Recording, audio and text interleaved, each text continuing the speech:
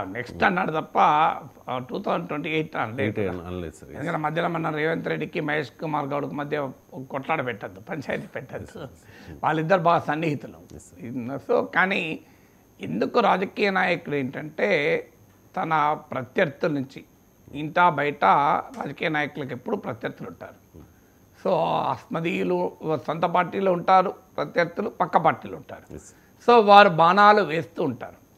తెలివైన రాజకీయ నాయకులు ఏం చేస్తారంటే తన కమ్యూనికేషన్ అనేది రైవల్స్తో మాత్రమే జరపడు, పబ్లిక్తో జరుపుతాడు.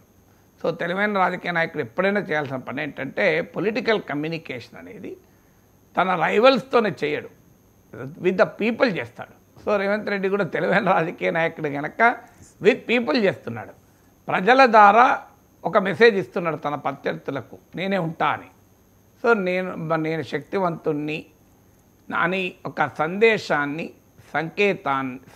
ప్రజలకు ఇస్తున్నాడు, సంకేతం రాజకీయ ప్రత్యర్థులకు ఇస్తున్నాడు.